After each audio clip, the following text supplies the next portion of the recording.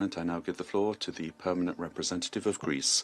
Thank you very much, Mr. President. At the outset, I would like to thank Under-Secretary General Tom Fletcher for his briefing.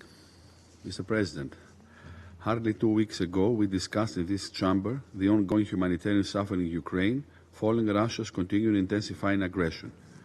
Unfortunately, our calls to Russia to cease immediately the targeting of civilians and civilian infrastructure have been completely ignored, and Ukrainians suffer the consequences as they have in the course of 3 years of relentless war. Every day in recent weeks, we have seen new missile and drone strikes across Ukraine, causing dozens of civilian casualties. On April 4, a single strike in the residential area of Kryvyi has caused 18 deaths and over 60 injuries. What is particularly deplorable is the indiscriminate nature of this attack, which also targeted a children's playground, claiming the life of 9 children. Indiscriminate attacks are prohibited under international humanitarian law, and if they amount to attacks directed against civilians, may constitute war crimes.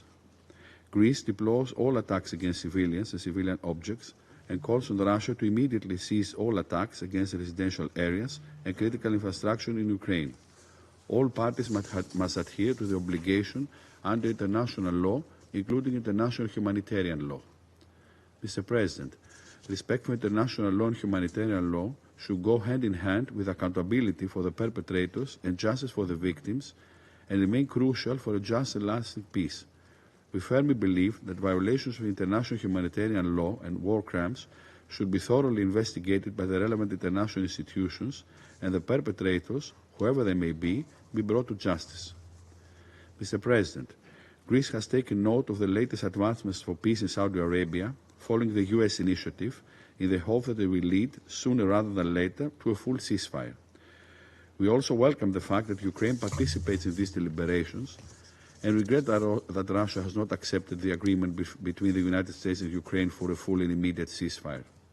In this respect, current deadly attacks against Ukrainian civilians seriously undermine peace efforts and demonstrates Russia's lack of goodwill.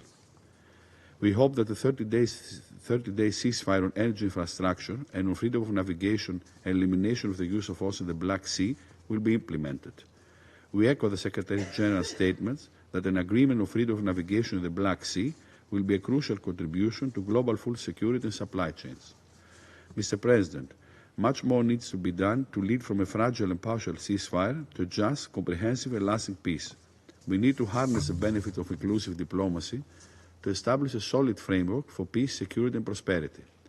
A peace based on the UN Charter and international law, in full respect of Ukraine's sovereignty and territorial integrity, and on credible and robust security guarantees which will deter and prevent the recurrence of war in the future.